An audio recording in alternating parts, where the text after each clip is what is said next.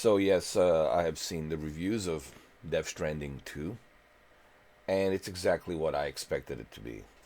On one hand, you got, individuals from Push Square and PlayStation Access and IGN who are obviously a huge fans of Kojima, and they also love PlayStation as well. So the fact that it's exclusive to PlayStation, it's a bonus. And it's Kojima, it's a bonus. And but I don't think it's mainly just because it's Sony exclusive. But sure, that sometimes helps too. But it's mainly because it's a Kojima. It's who made the game. If Hideo Kojima didn't make this game, I guarantee you we'd not be getting 90% Metacritic. But why is that?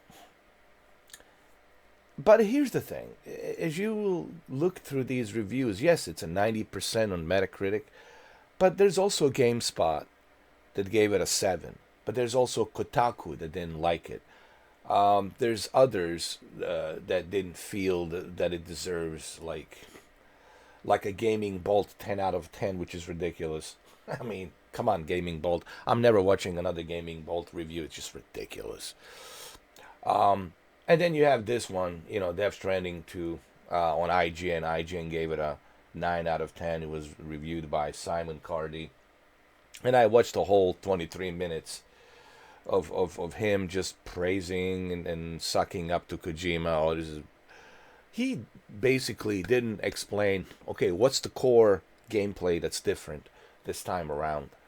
Oh, it has some sneaking missions and you can use a weapon. Well, guess what? You could do that in the first one. You can sneak around if you choose to do so. You can use some sort of weapons if you choose to do so. What's different?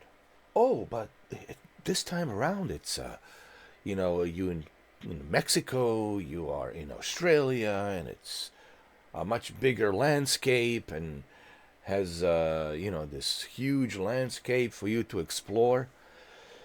You mean for me to walk around and deliver packages?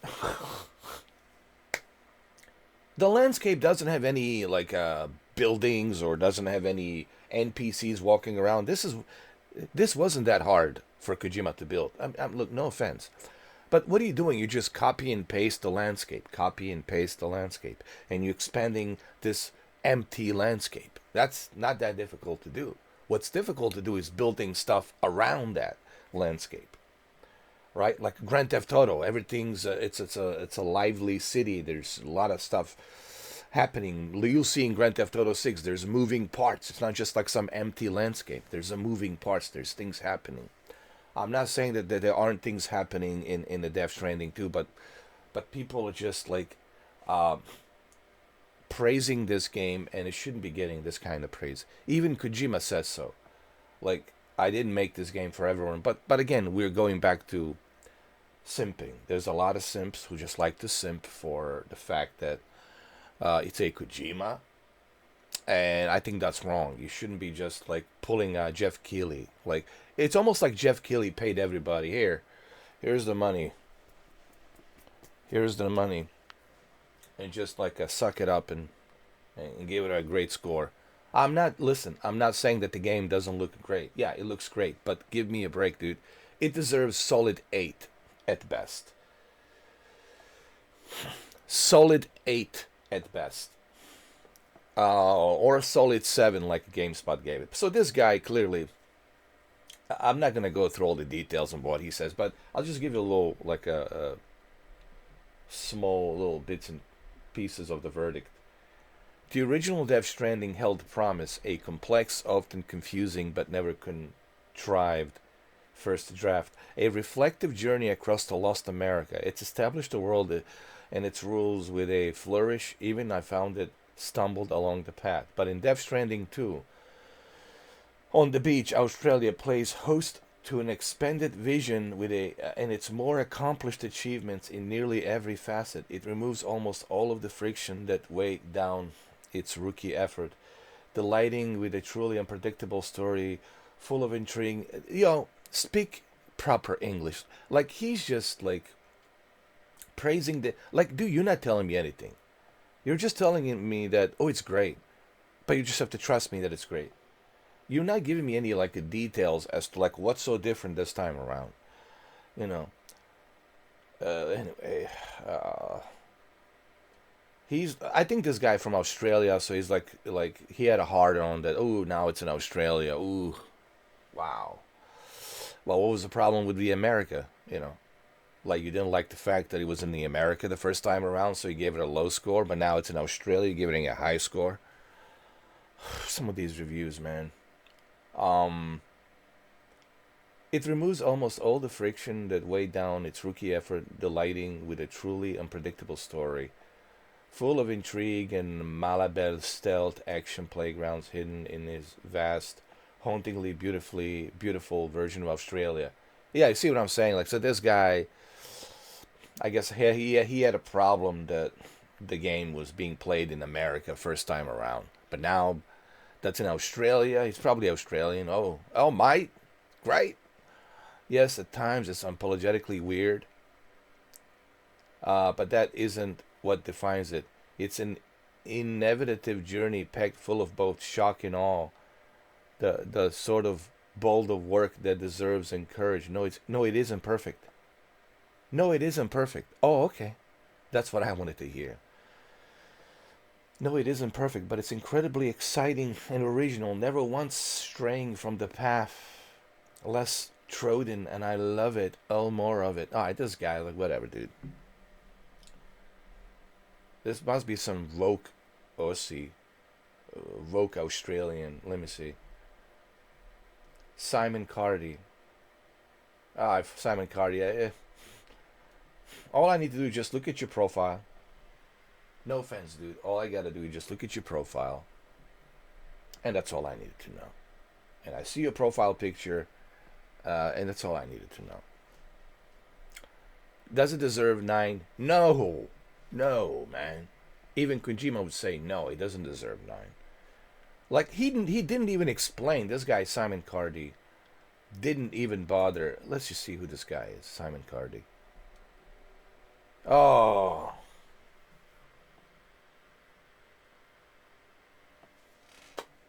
No wonder. No wonder. Simon Cardy is a senior editor at IGN. He covers broad spectrum of games of entertainment uh, by writing product reviews, previews, and features, as well as hosting a weekly IGN UK podcast. A sports fanatic, Simon made two costly decisions at an early age, choosing to support both Tottenham Hotspur and New York Jets. Whenever he's not watching some, whatever. Simon Cardy. Um, he's British. He's not even Australian. But I guess Australia is kind of like a offspring of Great Britain. But anyway, yeah. Look, man, I just need to look at the guy who's reviewing it, and that tells me everything I need to know. Look at him. His glasses, his goofy hair. It's like this Gen Z woke nonsense. Yeah. And he didn't even bother to explain. Like, I'm sorry, dude, you didn't even forget how he looks. Forget like that he's from UK. I don't even care about that. He's the senior editor, and he didn't even bother to go into details like what's so amazing about it. Death Stranding 2 on the Beach, it's a triumphant sequel that emphatically delivers on the promise of its original. And you failed to explain to me what exactly is it bringing that's different. You can sneak around. Well, guess what? You can sneak around in the first one. You can use a weapon. Well, guess what? You could use a weapon in the first one. So, like, what's so significantly bigger and better this time around? Is there a multiplayer? No. Can I like go ahead and meet other people walking around? No. Why didn't Kojima include the multiplayer? That would be significantly amazing and better. Where other people, how about a co-op where someone can come in and help you out? How about other people? You can meet other people on the way, other Sam Porters, right? They can help you along the way, and you guys can work with each other. How about a co-op multiplayer? How about meeting other people out there and everybody helping each other, working together on a multiplayer giant scale. Yeah, how about something like that? So I don't see not the only new thing that I see on Death Stranding 2 is just the updated graphics. But the graphics don't mean nothing to me if the core gameplay is not there. I don't care how photorealistic it is. I said this already. All right, so let's go to Death Stranding review on the GameSpot. So this was IGN, gave it a 9. By the way, it's a 90% on the Metacritic, which is ridiculous. All right, so this is GameSpot, Death Stranding 2 review on the GameSpot, and GameSpot gave it actually 7, which I agree on this review. All right, let's look at the verdict. Hideo Kojima, head of studio, has said in interviews that he wants the sequel to be divisive to avoid falling into entertainment category of being easy to chew, easy to digest. Despite that intention, Death Stranding 2 tries to be admissible to players who might have a difficulties with learning curve of the first game, both in terms of lore, exposition, adding a codex that it's updated every time someone mentions a new noun, and the gameplay standpoints giving you more tools to make things easier early on. Toward the end of the story, I began to see Death Stranding 2 as a commentary on how even novel ideas can reach a little further in presented via more hospitable experience. There is an emphasis on repetition that premates the story, both in the routine involved in preparing yourself for deliveries and Sam being repatriate who can resurrect after dying. Seeing familiar narrative beats and character archetypes repeats themselves in the sequel feels into this reading, but also puts constraint on its potential.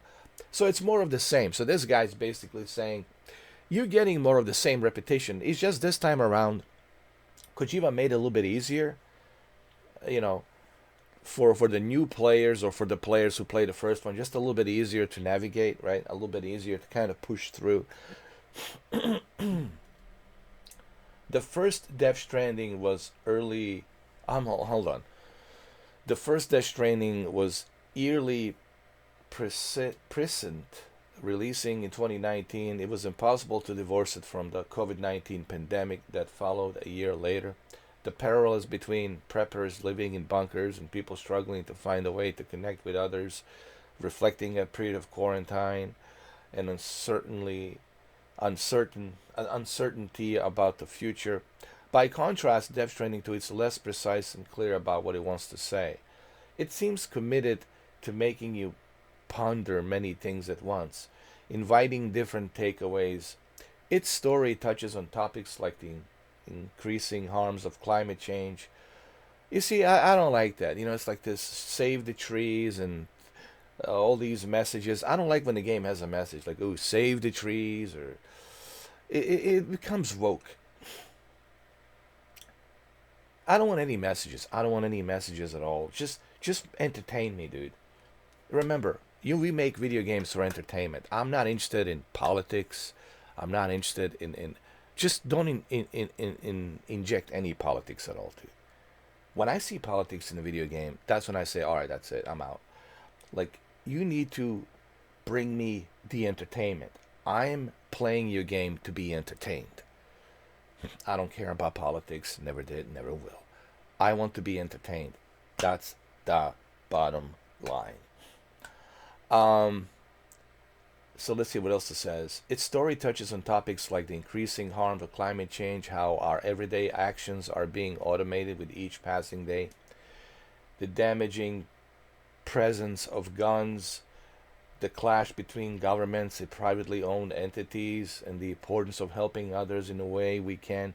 Again, if the sequel is persistent eventing, is that a fixation on the past bind us to repeat history, no matter how much we try to pretend otherwise. You see, this is the problem I have with Kojima. He went woke, dude. Ever since he started going to La La Land and meeting with all these other woke individuals in La La Land,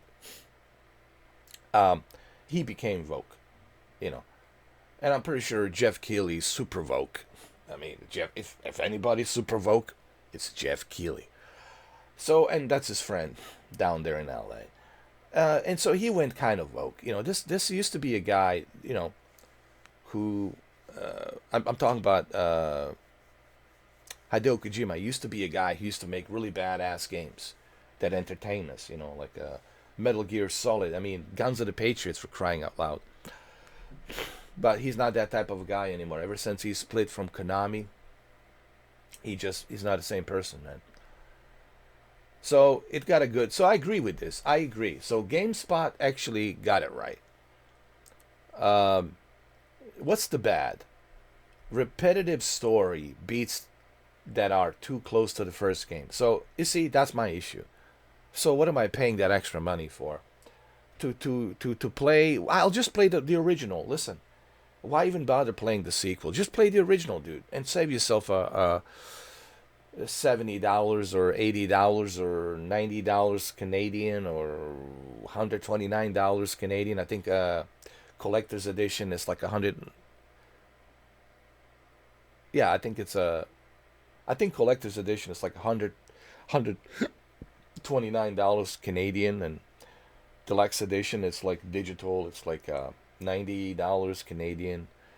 So $90 to $120, right? Save yourself some money, man. Uh, Focus on the weapons and spectacle detracts from union. Yeah, like friction is lost, rendering some challenges superficial. Questionable tropes around women. Boss fights are unimaginative. The good, revisiting the world of Death Stranding. It's exciting. Photorealistic visuals are stunning, even on a base PS5 model. Core gameplay is still unique. So it's still the same thing. So nothing different here. It's more of the same. The only thing that's there, it's now you're in Australia and Mexico. More desert.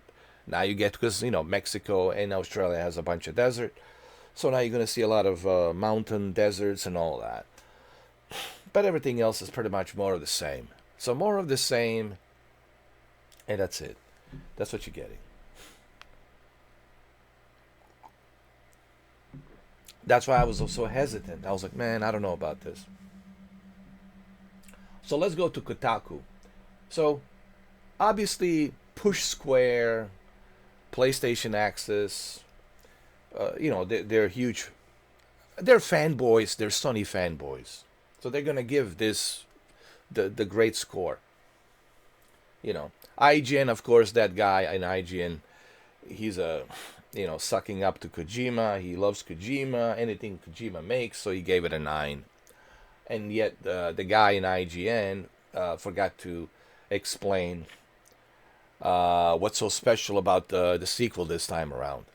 Even Digital Foundry review was ridiculous. Like Digital Foundry, we're so focused on, ooh, wow, look at these graphics. Ooh, like, dude, spare me the graphics, man. I want to know what's so different this time around in Death Stranding 2. Don't just talk to me about, ooh, look at the lighting, look at the ray tracing, look at all this reflection. Ooh, wow, that's my engine. Ooh. No. That's a different type of a review. That's like a tech review. I want to know, like, let me know, like, what's so different? What makes it special this time around? And no one has yet to explain to me what makes it special. That you can walk around and look at the sky. Well, you can do that in the first one. There's an amazing moments in the first game as well. Yes, this time around looks more photorealistic, so everything looks more beautiful and amazing. But again, what's the core gameplay?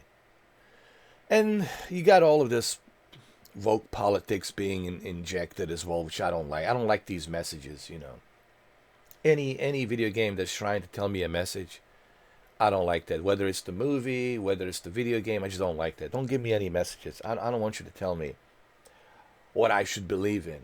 I'll make my own decision on what I should believe in. I just want you to entertain me. Remember, your job as a video game developer is to entertain me. Your job as a film director is to entertain me. And that's why I believe Formula One movie is going to be great this Friday, because Joseph Kaczynski, who directed Top Gun Maverick, he understood, don't bring any politics. Jerry Bruckheimer understood that, producer. Tom Cruise understood that. Don't bring any politics, just entertain. Entertain the people. That's what they want. When they go see that movie, get the popcorn, they want to be entertained. And that's exactly what you're going to get this Friday with the F1 Formula movie. You will be entertained. Don't bring none of that politics, woke nonsense. Just entertain me. That's what people want. People want entertainment. It's really that simple. You know, Hollywood, you need to understand. You can be very successful at making movies, but you're so drawn into the politics and all that nonsense and wokeness, especially Disney these days. Oh my God. Ugh. And this is why you're having difficulties making successful big blockbuster movies. Just focus on entertainment. Entertain. Formula One is going to be successful. And what's funny, Formula One is actually being sponsored by the Apple original. So you'll probably see the movie on the Apple when it comes out. On the Apple Plus, right? Or whatever they call it. And you got Jerry Bruckheimer, Joseph Kaczynski, who both worked on Top Gun Maverick. And they understood why Top Gun Maverick was so successful. Because it didn't focus on the wokeness. It didn't even tell you who the enemy was. Because it doesn't matter who the enemy is. What matters is that you are being entertained. That's what matters. And same thing with the Formula One. Like Brad Pitt says, it's an adrenaline rush, man. We want you to be entertained. You know, yes, they're staying true to the Formula One, right? Lewis Hamilton was there as a supervisor to supervise, you know, how everyone is driving, to be accurate on the driving, right? So you will have fun. Formula One's going to make a lot of money, and thank God it'll make $1 billion. I'm so happy for Formula One. It's comes out this Friday, June 27th. Just in time for July 4th holiday season, you know, to have some nice adrenaline rush. All right, so let's get back to this. So, IGN gave it a 9. GameSpot gave it a 7. And I agree with the GameSpot. I agree. This is a good job. Who reviewed this? Diego Nicolas Arguello. Thank you, Diego. Diego spent 33 hours connecting Mexico and Australia to Chiral Network, completing the main story and few side orders on normal difficulty. He's previously played the original Death Stranding and all mainline Metal Gear Solid games. A review code was provided by the publisher. Good job, Diego. This is how you review a game. This is a real journalist. This is how you review. Unlike this other guy, what's his name? Oh, Lord. Look at this guy. This guy, Simon Cardy, gave it a 9. My God, Simon Cardy. Anyway, sorry, buddy, but... hold on. So, Diego Nicolas Arguello, fantastic job. Fantastic job, man, on reviewing this. So what does this mean? It's a good game. He's not saying, hey, it's a shit game. He's not saying, ooh, don't play it. But he's not also saying it's the greatest thing since Pyramids, all right? He's not saying, ooh, this is a must-have or this is a must-play. So this is how you be fair. This is how you review the game fair. Good. Good is a good score. It means it's playable. You can play it, but just don't think that it's the greatest thing since sliced bread. Okay? Or I don't like that term, greatest thing since sliced bread. How about the greatest thing since pyramids? Forget the sliced bread. What's so special about the bread? You slice it and that's it. How about you try to build the pyramids? What's harder, slicing the bread or building the pyramids? Building the pyramids. Go and build one. Alright, so now we go back to Kotaku. Kotaku really wasn't thrilled.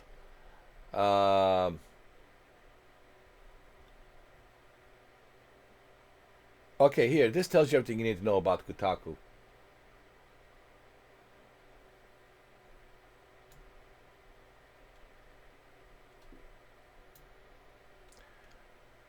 But I'm not sure I want to go through another chapter in Death Stranding's convoluted, messy, and often contradictory universe, especially if it's the next game's ending. It's as unsatisfying as Death Stranding 2 finale. So the finale of Death Stranding 2 wasn't that good. Sure, the bizarre moments are amazing to watch on screen. So much money in the Death Stranding 2 development budget was put into some of the silliest and strangest ideas, and that's all wonderful. I love it, but it doesn't make up for the fact that so much of the game feels ironically disconnected from what you actually do in Death Stranding 2 on the beach, or that it all ends so poorly. But I guess I can always build more zip lines and roads and get the satisfaction of a job well done. So this guy didn't like it. What score did he give this game?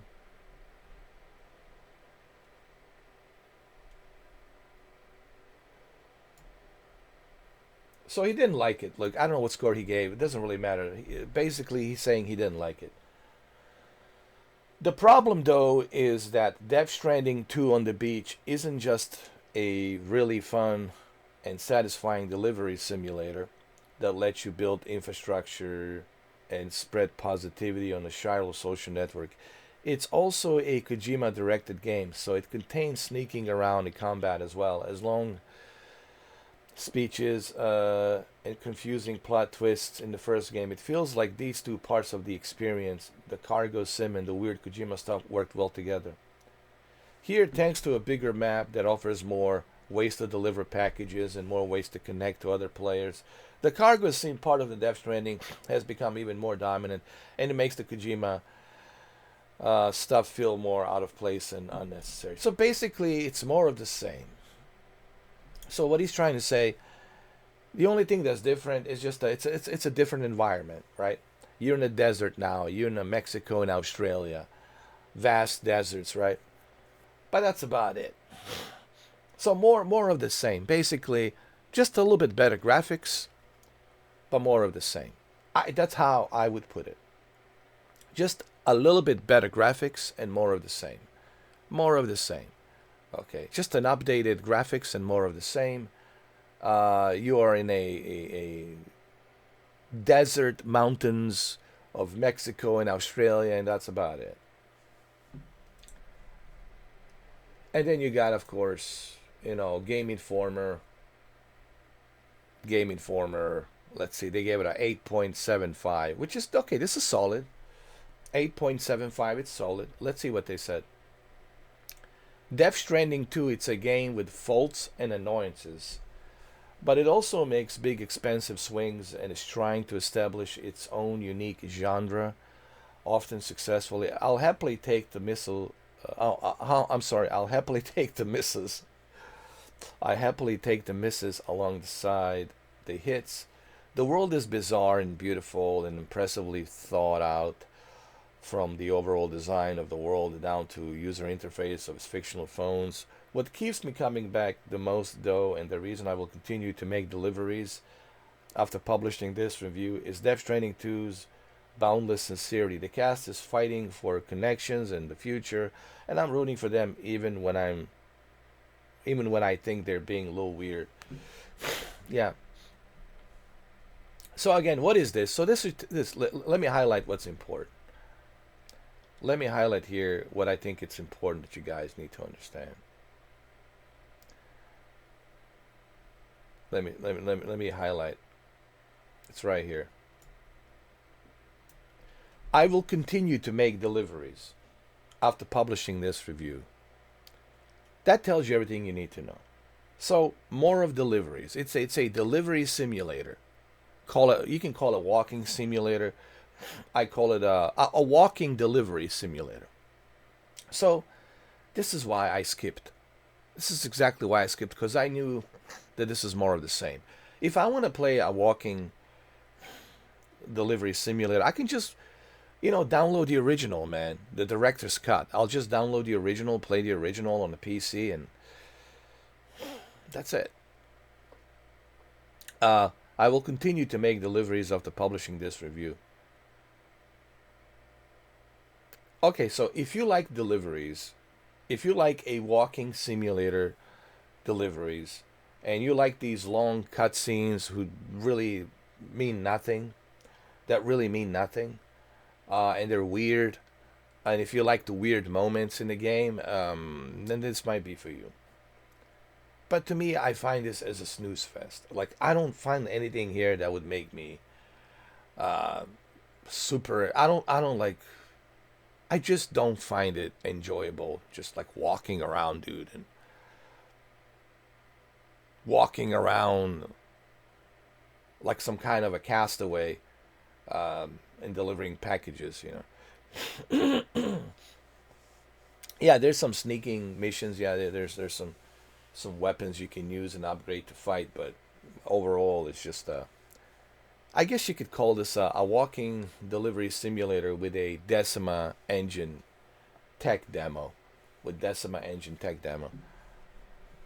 So, as you can see, yes, the game has, of course, 90% Metacritic, but that's coming from simps. Simps like, Push Square, simps from, they're Sony fanboys, from Sony fanboys. I mean, Sony fanboys are happy because, they're like, they can brag about, you see, we have a exclusive game. You can't play this on the Xbox. Don't worry, it's coming to the Xbox. Don't worry, it's coming to the Game Pass. Don't worry, it's coming to the PC, all right? Just wait a little while. Just wait a little while, all right? Yeah, but it's a timely exclusive. Yeah, so what? We can wait. Um, so of course you got Push Square, you got, you know, uh, the IGN, which of course it's sponsored by Jeff Keighley. You know that the IGN sponsored by Jeff Keighley. That's where the money's. Follow the money, dude. Follow the money. And of course, so they gave it a 9 out of 10. You got, Gaming Bolt giving it a 10, which is ridiculous. Gaming Bolt gave it a 10. Look, I already spent 32 minutes on this. The reviews are exactly what I expected them to be. Do I agree with these reviews? I agree with GameSpot. GameSpot, it's spot on. Diego did a great job reviewing it. Kotaku was also spot on. You know, so GameSpot and Kotaku spot on reviews. Game Informer was, still giving it a 8, which is good, but that's because the guy feels like there's more stuff to do for him personally because of the new landscape and the new scenery. But even he says he feels that it's more of the same. It's repetitive. It's more of the same. It's just a different landscape, and of course, more just a better photorealistic graphics. Uh, but GameSpot and Kotaku, they really nailed it. The usual suspects like Push Square, which is a Sony fanboy. It's like, why would you want to? And anything that the Push Square reviews about the PlayStation is great because they're Sony fanboys. I mean, Jesus Christ. And same thing with the PlayStation Access. Same thing. So what do you have? And then you got IGN, which is sponsored by Jeff Keighley. And then you have Kotaku and GameSpot. GameSpot and Kotaku really got it right. But I think the best review is Diego's GameSpot review. He really nailed it. He really nailed it. So that's pretty much how I feel about the reviews. Look, man. If you enjoyed the first one, if you enjoyed connecting the worlds and delivering stuff, if that's what you find amazing, and that's what you find. The reason a lot of people played the first one is because of the COVID-19. They were stuck in their houses. There was a lockdown. No one was able to move out. So this game kind of came in at a perfect time, and everybody started playing it. For the same reason, people started playing Microsoft Flight Simulator. During the COVID, there's two games that were being played: Death Stranding and Microsoft Flight Simulator, because it's exploration. It's a relaxing. You get to fly around and explore. Same thing in Death Stranding. You get to explore, connect, deliver packages. So it gave people something to do. But right now, 5 years later, I just don't feel the same way. I don't feel like I want to waste time delivering shit. I don't have time to be sitting doing a live stream for like 8 hours or 12 hours just delivering packages, dude. I can't, and I will refuse to do that. All right. Unless somebody pays me, unless you're willing to pay me, then I'll do it. Okay. At least I know I'm getting something out of it. So yeah. For the same reason, I don't play Returnal. Unless you want to pay me, I'll play Returnal. Like, you have to pay me a lot of money to play Returnal. Yeah, you have to pay me a lot of money to play Metroid Dread. Like, you gotta pay me. All right, so there it is, guys. What are your thoughts? What do you think? Me personally, I already told you why. I just don't find it interesting. And I really don't care about the graphics, guys. And I'll just want to end the video by saying this. It's not all about the graphics. It's about the core gameplay. I play video games not because of photorealism of the graphics. I play video games because, am I having fun? And if I'm not having a fun playing a video game, that's not good. Remember, you need to remind yourself why you play video games in the first place. You play video games to have fun. You're not playing video games to watch a cinematic movie. If I want to watch a cinematic movie, then I'll watch a movie. You know, that's why we have movies. We get some popcorn, kick back, relax. You just need a remote control to press play and pause when you need to go to the kitchen or a bathroom. But this, it's a controller. All right, I want to have a reason. Like, what's the reason?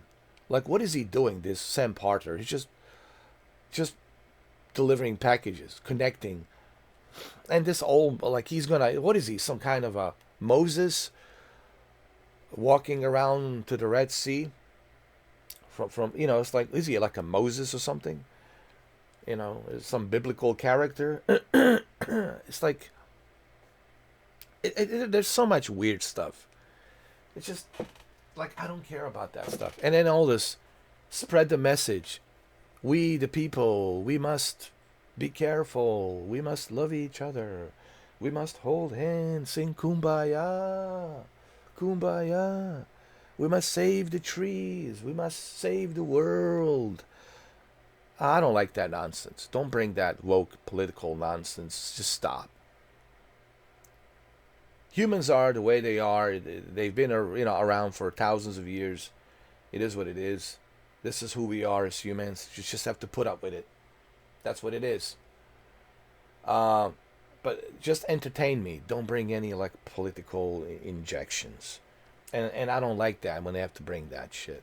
Just entertain me, dude. I just want to be entertained. That's why we play these video games. We play video games to be entertained. And if you fail to entertain me, then I can't play your video game. Your job is to entertain me. And I have to have a reason. Like, what is the reason here? Like, what am I doing? I don't understand. The worst part is, I don't even understand the story. It's not just, delivering packages. The hell with that. Fine, I'll deliver the packages. It's not just about that. It's about, I don't have a slightest clue idea. What the hell am I doing? I don't understand the story. The story, it's so whack. It's whacked out. It's the weirdest whacked out story. The most bizarre story. The story doesn't make any sense. And when something doesn't make any sense, just like the movie Tenet, like I have no clue what's going on. Like, what? Time travel? Travel? There's this material, this that they have this material enrichment that this guy is using to tap into a time, control the time. There's these like elements of enrichment that he's using, blah blah blah blah blah blah blah, that he found in Chernobyl or whatever in Ukraine, and he's using these enrichments, and now he's controlling the time. Yeah, Christopher Nolan, don't confuse me like that. That doesn't make you a great filmmaker. That makes you a confusing filmmaker, and then you're like, I really didn't like Tenet. I didn't like Tenet for the same reason I don't like Death Stranding, because it's confusing. Like, what the hell's going on here? Don't confuse me. I don't want to be confused. I need to know what the hell's going on. I'm not a physicist to you know, to figure out some equation or something. I'm not a rocket scientist. Just make it very simple. Here's the good guys. Here's the bad guys. He's the hero. These are the bad guys. All right, these are the characters we love.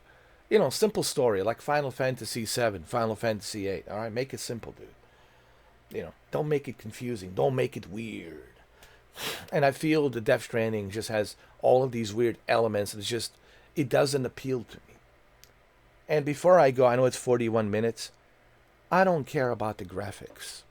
Don't talk to me, oh, it looks beautiful, it looks amazing. I don't care. That is not going to change my opinion about the fact that the core gameplay is the same. That's not going to change my opinion about the fact that the game has no substance. You're essentially just doing more of the same. And this is my opinion. Now, if you like the game, if you like the game and it's good for you, that's great. Have fun, enjoy it. As long as you have fun, as long as you're enjoying it, that's all that matters. It doesn't matter what I think. It doesn't matter what the Diego, who did a review on the GameSpot, thinks. It doesn't matter what the Kotaku thinks. If you like it, if you enjoy it, that's all that matters. And that's the way you should look at it. Me personally, I don't enjoy it. I didn't like the first one, and I sure as hell don't see myself enjoying the second one, because it's going to be more of the same. More of the same packages, deliveries. And I don't want to waste sitting on my chair for like God knows how many hours delivering packages. I find that boring. I find that as a snooze fest. I would rather drive a Formula One for 12 hours than some snooze fest of just me walking around. And then you got to deal with the earthquakes and tsunamis and all this other nonsense, man. So, well, there you have it, 43 minutes. I'm sorry that this video is long, but there's so much I needed to cover here. There's so much I needed to, what's the old saying, to deep dive. There's so much I needed to deep dive here. So I hope you guys have made it through this 43. Listen, if you don't watch the entire video and you comment to me like in 3 seconds, that shows me that you didn't watch the entire thing. Guys, please watch the entire video and then leave a comment and then tell me what you think, because it's just, listen, it just shows me that you don't care.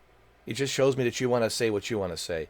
If you want to hear my opinion, I would appreciate if you guys would watch the whole thing first and then tell me what you think. Because if you didn't watch this entire video, that shows me that you don't care. And if you don't care, then why should I care replying to you? If you didn't care to watch the whole thing, to watch the entire video, then why should I care to reply to you? So just do me a favor, guys. If you're going to leave a comment down there, make sure you watch the video first. And then after you watch this video, and I know it's a long video, 45 minutes, then you come back. And then you tell me why you disagree, etc., etc. Respectfully, you tell me what you think, what your opinion is. But if I see you leaving a comment in the first few seconds, I'm sorry, dude. I'm ignoring you. I'm not replying to you because it shows me you don't care. You don't care about what I have to say. That's disrespectful. So make sure you watch the whole thing first. All right, guys. Well, there you have it. That's the video. Thank you for watching, and happy Tuesday. It's Tuesday. Happy Tuesday.